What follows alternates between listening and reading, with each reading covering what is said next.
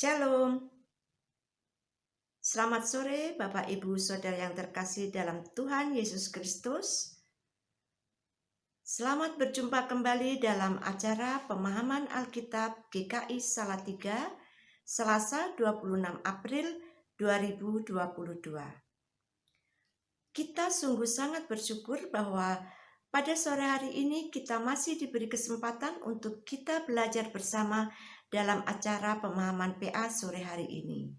Sebelum kita masuk mendengarkan firman Tuhan, mari Bapak Ibu Saudara, kita bersatu hati, kita mohon pertolongan dan bimbingan Tuhan untuk kita satu dalam doa. Mari kita berdoa.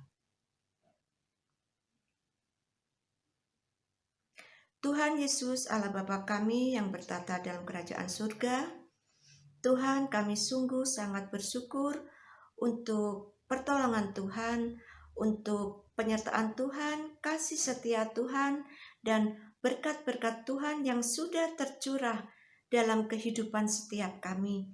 Sehingga ya Tuhan, kami mampu melampaui kehidupan ini penuh dengan sukacita. Kami mampu menjalani kehidupan ini baik-baik saja hingga pada sore hari ini. Tuhan Yesus, bentar kami akan mendengarkan sebagian dari firman-Mu yang akan dilayankan oleh Ibu Lea Tuhan. Kiranya Tuhan menolong Bu Lea, Tuhan memberikan hikmat kepada Bu Lea, sehingga Bu Lea dalam pemaparan PA pada sore hari ini hanya seturut menurut kehendak-Mu saja ya Tuhan. Ya Tuhan, kami serahkan waktu sore hari ini ke dalam tangan-Mu. Tuhan menyertai acara PA sore hari ini dari awal sampai akhir, dan kami siap untuk belajar firman-Mu Tuhan. Di dalam nama Tuhan Yesus, doa ini kami naikkan. Amin. Bapak, Ibu, Saudara yang terkasih, dalam PA pada sore hari ini, tema PA adalah Alfa dan Omega. Pelayan firman oleh Ibu Lea Soeharto, dan kita akan dilandasi oleh pembacaan Alkitab dari Wahyu 1 ayatnya yang ke-4 sampai 8. Melalui tema Alfa dan Omega ini, kita akan belajar bersama-sama untuk memahami makna Yesus yang sebagai Alfa Omega. Supaya kita memiliki pengharapan di dalam Yesus di tengah penderitaan, pergumulan hidup yang kita alami. Kiranya Yesus yang sebagai Alfa dan Omega ada dalam kehidupan kita, keseharian kita. Bapak, Ibu, Saudara yang terkasih, sebelum kita masuk dalam pemaparan PA, mari kita angkat pujian bersama-sama. Kita akan menyanyikan bersama-sama lagu dengan judul Tuhan Alfa dan Omega.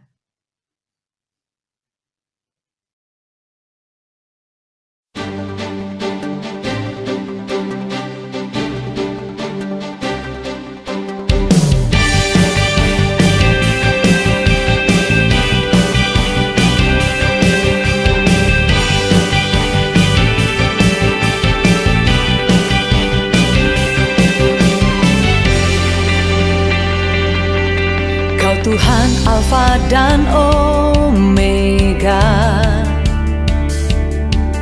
dahulu, sekarang, dan selamanya.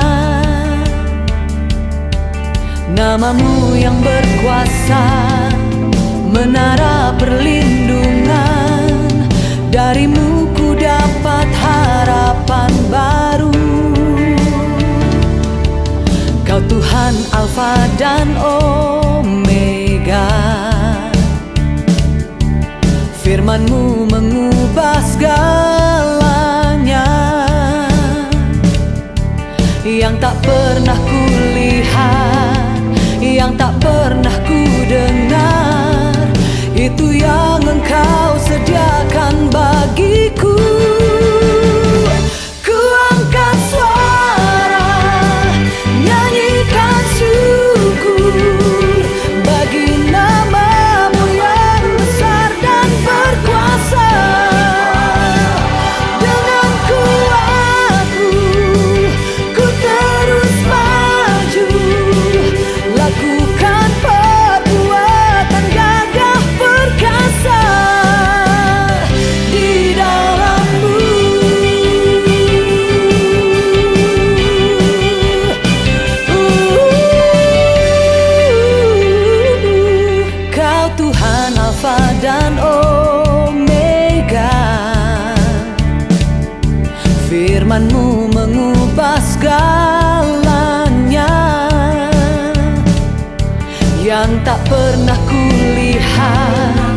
yang tak pernah ku dengar, itu yang Engkau sediakan bagiku.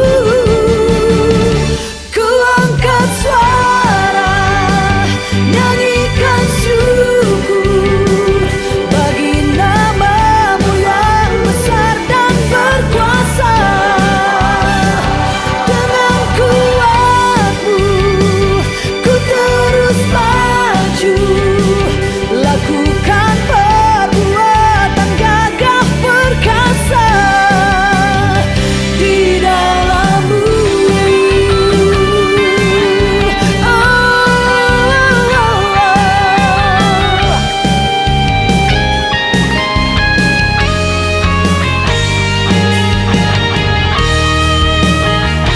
Ku angkat suara, nyanyikan syukur bagi nama-Mu yang besar dan berkuasa.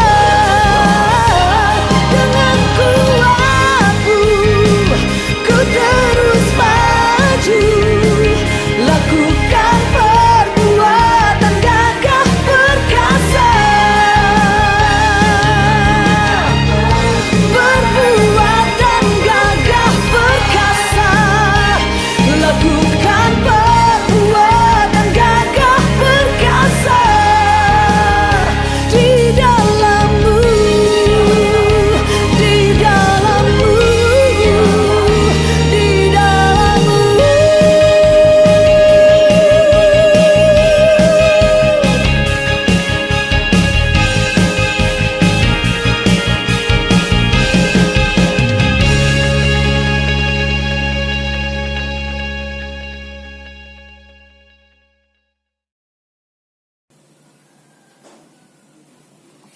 Bapak, Ibu, Saudara yang terkasih di dalam Tuhan Yesus Kristus, selamat sore, Shalom.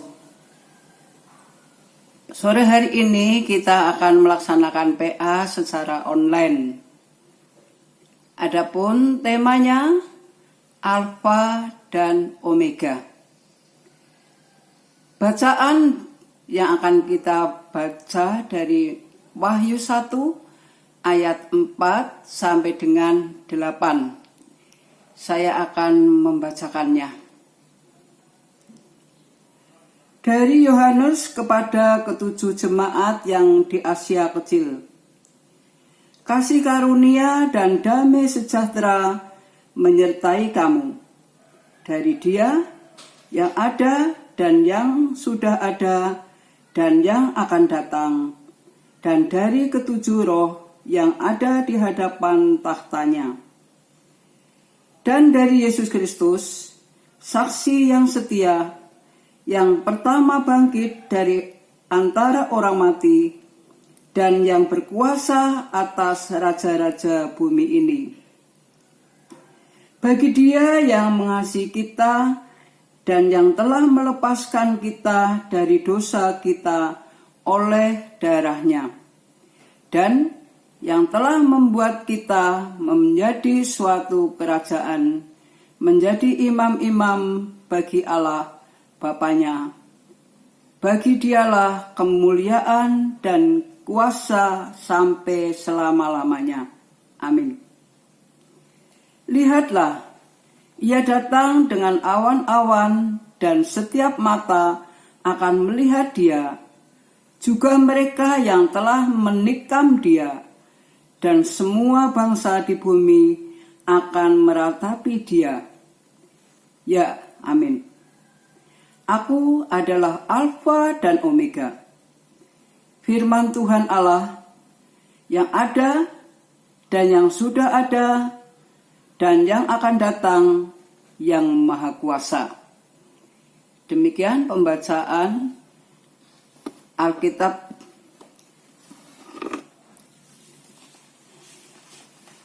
Setelah pandemi berjalan dalam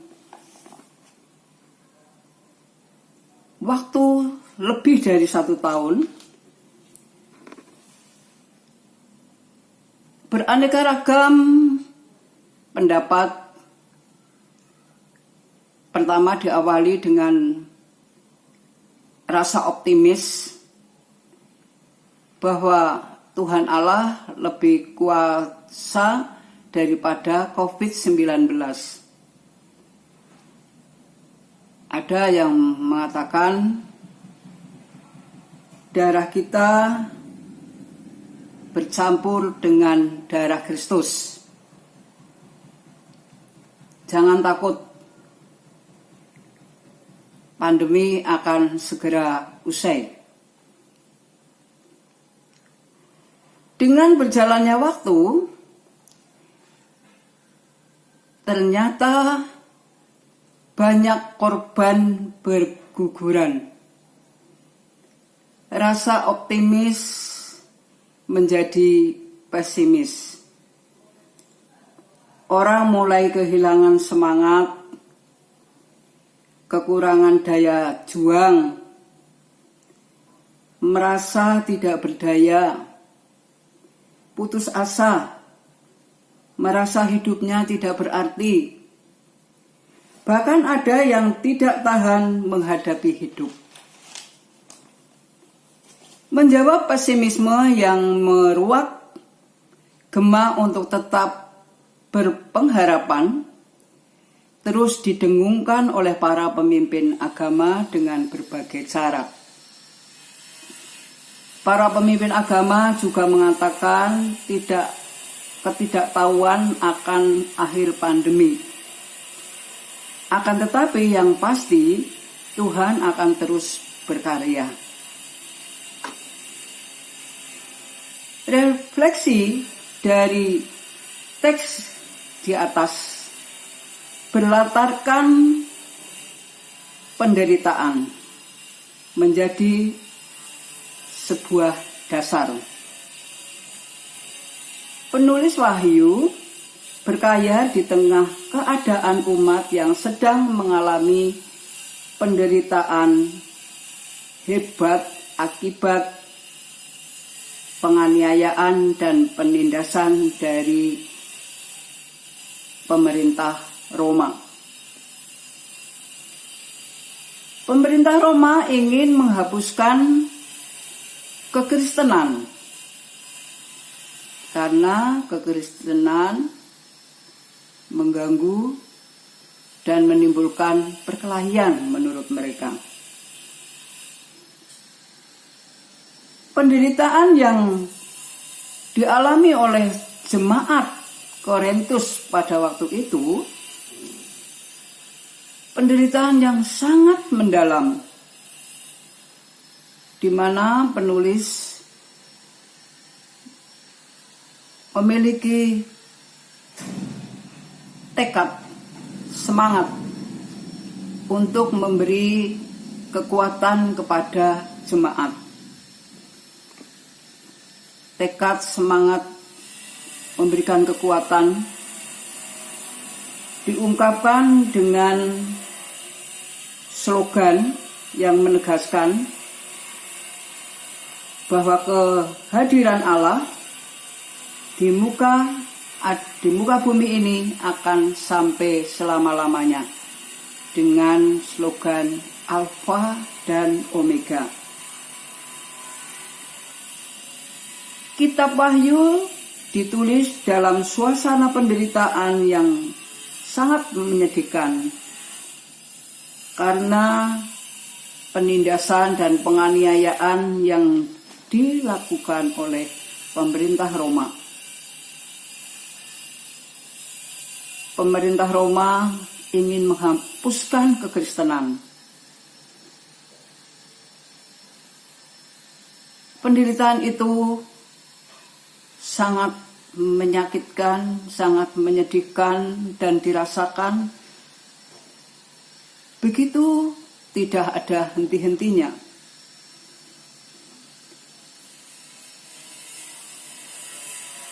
Contohnya legenda yang terkenal Polikarpus dari Smyrna, seorang uskup dari Smyrna, ditangkap, kemudian disuruh mengakui bahwa kaisar itu adalah Tuhan. Namun bagaimana sikap Polikarpus? Ternyata Polikarpus tetap memilih Tuhan, tetap melayani Tuhan Yesus. Itulah sebabnya pilihan yang diberikan kepada Polikarpus mati atau hidup ternyata dijawab dengan memilih mati demi mempertahankan kesetiaannya pada imannya. Penindasan pembunuhan membuat penderitaan yang luar biasa, yang sangat dirasakan tidak ada hentinya. Di tengah-tengah penindasan yang luar biasa itulah Wahyu ditulis dengan semangat memberikan kekuatan kepada umat. Salah satu kata kunci yang kerap dipakai penulis Wahyu yaitu hupomone. William Barclay memahami hupomone sebagai sikap menanggulangi hidup dengan keberanian, suatu kekuatan tidak hanya menerima melainkan dapat mengubah hal yang diterima itu menjadi kemuliaan. Hupomone bukan kata ajaib untuk mengubah keadaan, tetapi memandang keadaan dari kacamata pengharapan. Teks yang kita baca ini dari Wahyu 1 ayat 4 sampai dengan 8. Di dalam bagian pembukaan atau Wahyu 1 ayat 1 disebutkan, inilah wahyu Yesus Kristus. Kata wahyu menggunakan kata apokalipsis yang bermakna penyingkapan atau membuka selubung. Apokaliptis merupakan bahasa gambaran. Jadi bahasa yang pada waktu itu dikenal dan mudah dimengerti, itu adalah bahasa yang berupa gambaran. Apa yang dinyatakan dalam kitab Wahyu adalah apa yang diungkapkan atau yang disingkapkan sendiri oleh Yesus Kristus. Siapa Yesus? Tertulis penempatan penulis menempatkan Yesus dan Bapa dalam pola kesejajaran yang menunjukkan relasi erat keduanya. Jadi Yesus dan Bapa itu merupakan relasi yang sejajar. Pada ayat 4 dinyatakan Bapa. Disebutkan dari Dia yang ada dan yang sudah ada dan yang akan datang. Siapa yang disebut dengan Bapa? Dia yang ada dan yang sudah ada dan yang akan datang. Jadi adalah yang kekal.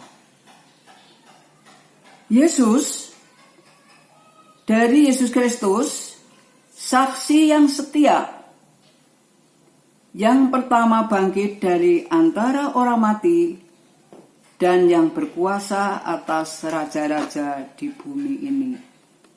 Jadi siapa Yesus?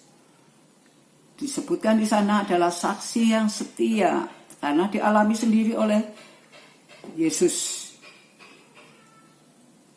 Dan Yesus bangkit di antara orang mati. Hal ini bermakna tidak ada iman yang lain di dunia ini yang menggantikan seberapa besar kasih Tuhan kepada dunia ini. Hanya di dalam Kristus kasih yang besar itu dinyatakan. Kita bisa baca dari Yohanes 3 ayat 16. Karena begitu besar kasih Allah akan dunia ini, sehingga Ia telah mengaruniakan anaknya yang tunggal, supaya setiap orang yang percaya kepadanya tidak binasa, melainkan beroleh hidup yang kekal. Di dalam ayat yang ketujuh, dituturkan bahwa Yesus datang dengan awan-awan. Mengingatkan kita pada kisah kenaikan Tuhan Yesus mengangkasa dalam awan-awan. Bagian pembukaan di ayat yang ke-8, bagian pembukaan ditutup dengan proklamasi, Aku adalah Alfa dan Omega, firman Tuhan Allah, yang ada dan yang sudah ada dan yang akan datang, yang Maha Kuasa. Proklamasi itu didengungkan di dalam kitab Wahyu pada awal. Kesempurnaannya, proklamasi ini menunjukkan kesempurnaannya bagaimana yang dinyatakan lewat lambang Alfa dan Omega. Huruf awal dan huruf akhir dari bahasa Yunani. Keabadiannya sebagaimana yang dinyatakan yang ada. Jadi sebelum dunia ini dijadikan, sudah ada. Dan yang sudah ada, dan sampai ada, ya, sudah ada. Jadi sebelum dunia diciptakan, sudah ada. Dan yang akan datang akan ada selama-lamanya, kekal. Kekuasaannya terpapar jelas, yang Maha Kuasa, di sana disebut yang Maha Kuasa. Kata pantokrator yang digunakan dalam yang Maha Kuasa menunjukkan pada kekuasaan Tuhan atas segala sesuatu.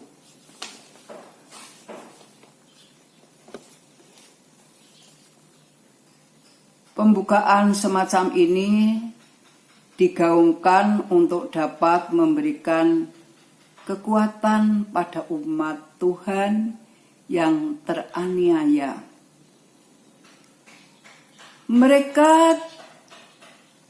tidak perlu khawatir, sebab memiliki Tuhan Raja di atas segala raja.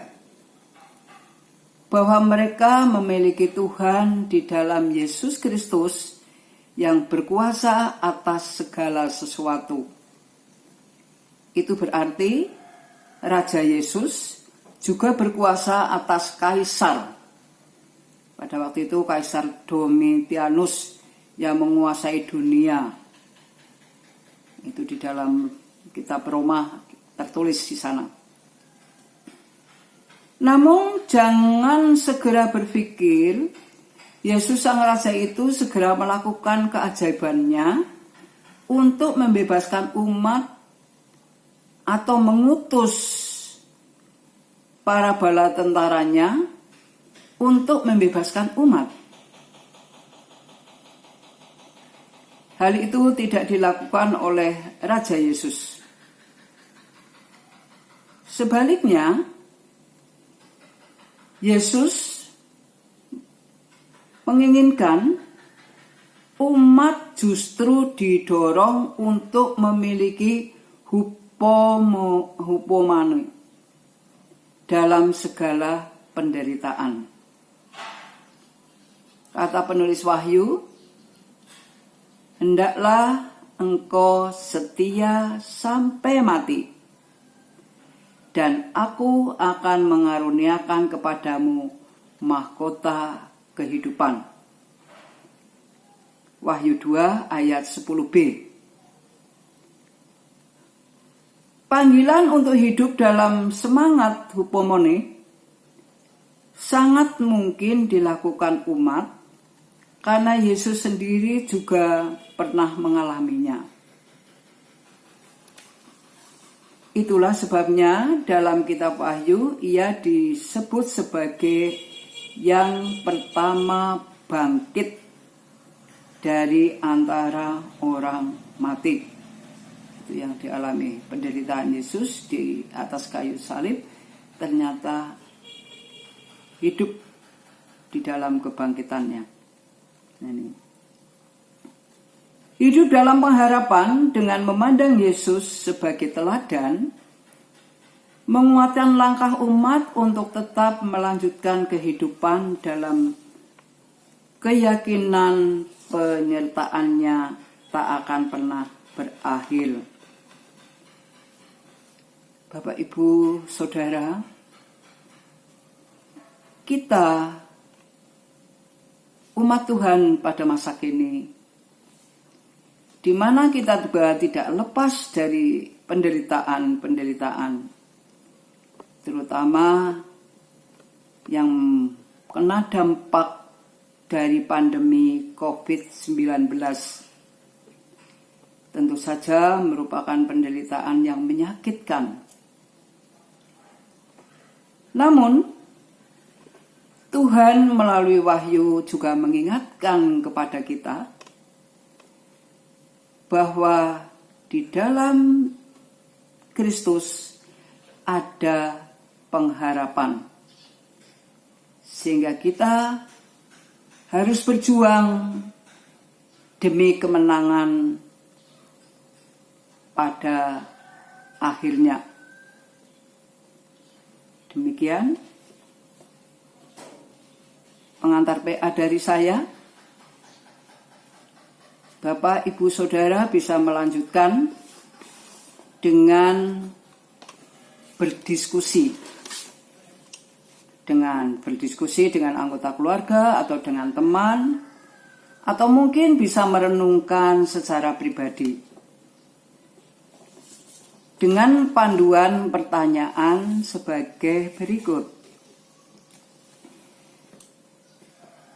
Penderitaan seperti apa yang saudara atau keluarga rasakan selama masa pandemi ini? Yang kedua, hal apa saja yang menguatkan saudara di tengah penderitaan pada masa pandemi ini?